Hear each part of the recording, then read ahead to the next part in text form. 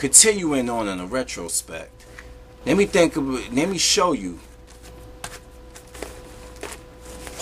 Shinobi series.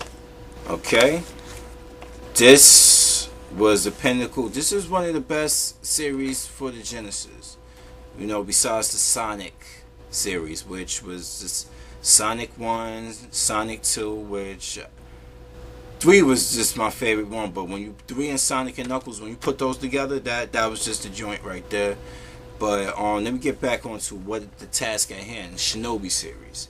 Now, much to my disappointment, the original arcade version of the 1987 Shinobi never found a home port. Yeah, sure, we got it on Xbox Live and PSN Network, and I don't know, it may be on Wii. I don't know. I don't give Wii much love. I need to stop. You know, I gotta get that Sin and Punishment. But this was the series. You know, this made up for the sense that Shinobi 87 never came home for it. This was Revenge of Shinobi. All right. Basically, this is when it started off. This is what I saw on the commercial. The Genesis does commercials was this game here, Shinobi, Revenge of Shinobi. All right, and I had to get it. All right. And because when I saw him flip through the air and spray a whole bunch of shurikens, I'm like, wow, okay. I know that little part sold me, but I'm not lying, it did. Alright, so this one here was cool. Took me a while to beat it, but I loved every moment of it and stuff. This is one of the series that I truly enjoyed playing. It's Revenge of Shinobi here. Okay. So we're gonna leave that to a side for the moment, alright? Oh yeah, let me just get into the real story. The Z is back, so they did continue on. They called it Revenge of Shinobi because the Z that was formed in the arcade version by Joe Musashi, the main protagonist of the original Shinobi, formed by his former master that he defeated at the end. So this was his corporation striking back at Musashi, and then Musashi striking back. Thus the title Revenge of Shinobi. Okay, so that's the first one here. And then it takes a little side story to it, to the Shinobi series, but they took this one and made Shadow Dancer, Secret of Shinobi, not to be confused with Shadow Dancer. The only familiarity is that the dog is in the game as a secondary attacker, alright? But now in this version here, it's Musashi, whereas in the arcade version, it was his son supposedly, and it starts out in the airport, where this one is in New York City, just the war attacked once again by this by Soros, right? Well, not once again by Soros. The city's been in shambles, but the enemies are different species. The Z hasn't returned yet, but we'll get to the Z in a moment. So here we go. Shadow Dancer, Secret of Shinobi, Joe Musashi side story basically. He went to New York to visit one of his former clansmen who was killed when Sauron and his minions attacked, and he left behind his dog Yamato, who becomes your companion as you take on mutants, other type of freaks. And Statue of Liberty, you fight a chick with buzz swords on her hands and feet, and it had one of the most kick-ass bonus stages where you free fall from a building killing mutant ninja lizards and shit. So just check it out. And the dog, you know how to use him. It's good for attacking, but remember, help him right away, because he get overpowered and he turns to a little puppy for a while until he get his balls back.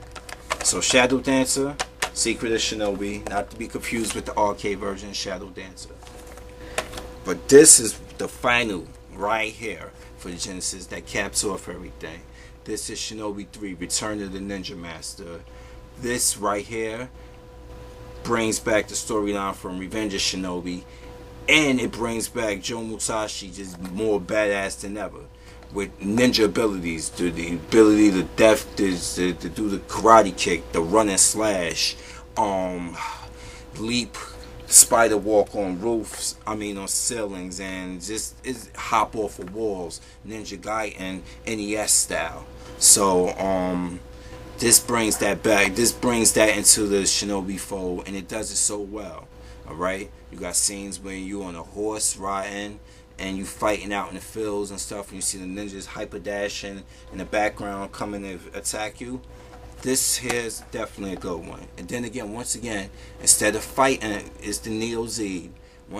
Instead of fighting your former master, you fight someone who's cloned from you. So he has other strengths in your ability, but not your ninja magic, which had that's the aspect of this was the ninja magic also. Just my favorite one was Mijin. It was like it turned yourself into a human bomb, but it took a life each time you used it. But you know what? If you did what I did, you said you made it to be in the Shinobi and you had a whole bunch of men and you fought the ninja dude, you keep using the Mijin. It's not going to penalize you for taking the life because you used the ninja magic and you destroy him easily. So it's a little bit of a cheat. It's a little cheap instead of being a conventional way, but believe me, when your energy low and you're about to die, whip out the Mijin. And when you destroy, when you hit him with the Mijin, because you took a life, your ninja magic gets replenished again and again and again as long as you just use a Mijin. But make sure you kick his ass enough so you won't lose all your lives. Alright, so that's my little side tip on that. Shinobi 3 was another kick-ass title. So I'm going to end this one right here. I went from talking about Family Guy, God of War 3, my disappointments with these fucking two pieces of shit, NES games, Metal Gear and Castlevania 3. They probably, and you know what? They both from Konami, alright? I'm sorry, but I just can't. I'd rather play Tetris 2 on the NES, alright? I'd rather play Super Mario Brothers 3. I'd rather drink the fucking crab water out of a fucking Hudson River with dead bodies floating in it than play those two games ever again. Like for example, in Castlevania 3, you get stuck up. I mean, the steps. It's hard to walk up a pair of steps. You know, you try to press diagonally up on a fucking X pad of the NES, and it's, you know what? Fuck it. I'm done talking about that. I'm about to have post-traumatic stress disorder. KazamaFury's Insomniac Gamer. I'm out. Catch you next time. Peace.